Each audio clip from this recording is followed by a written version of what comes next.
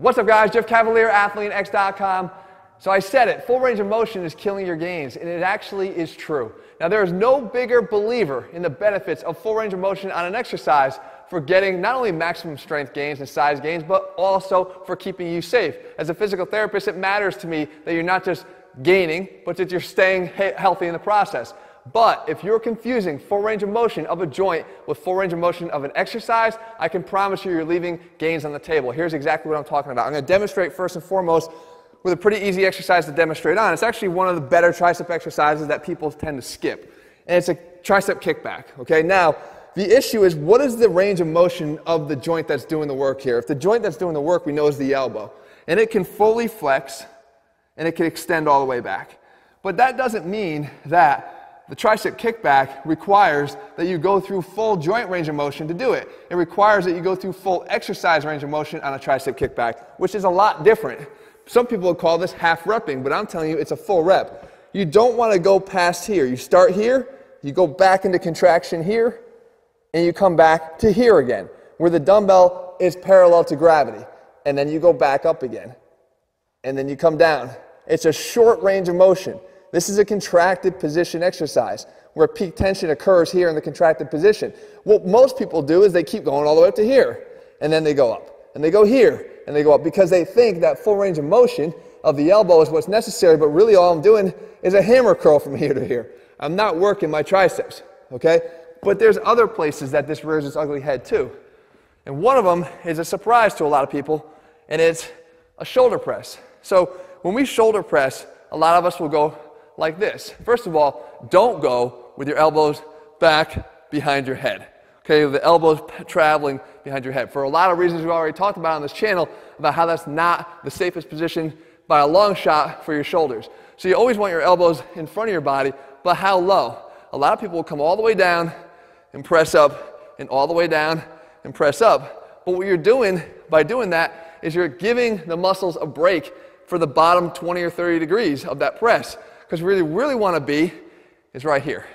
Because you can see from the back that that middle delt doesn't really kick in until I get to where my elbows and my upper arms are pretty much perpendicular to the ground.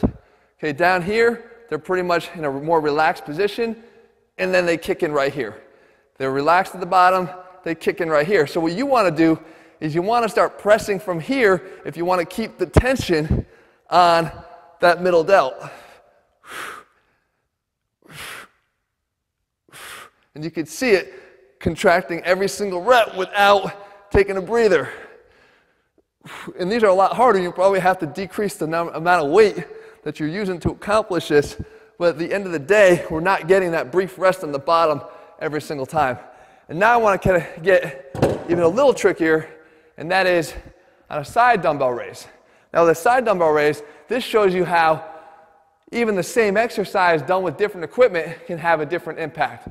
But full range of motion on this exercise is not this.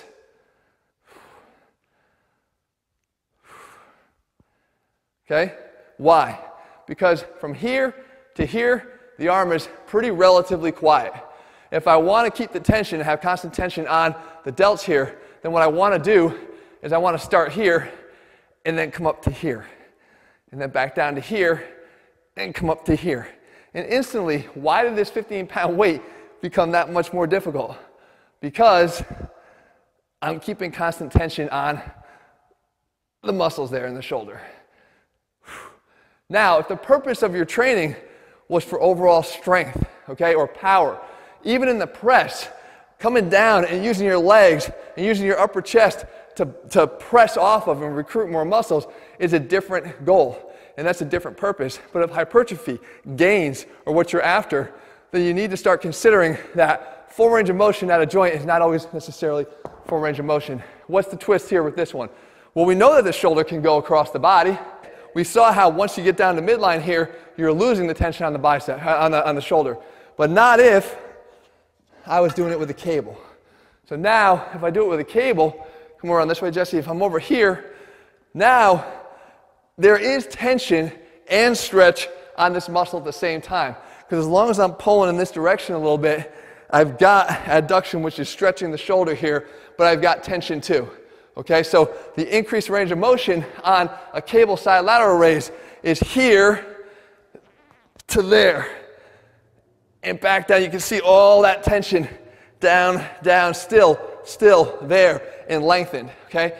And up, and then down, down, tension, tension, tension. So you can see that even something that's supposed to be the same is different in terms of the range of motion, and it always varies from exercise to exercise in terms of what that range of motion is with the actual joints range of motion. So don't get confused. Stop just doing everything through full range of motion.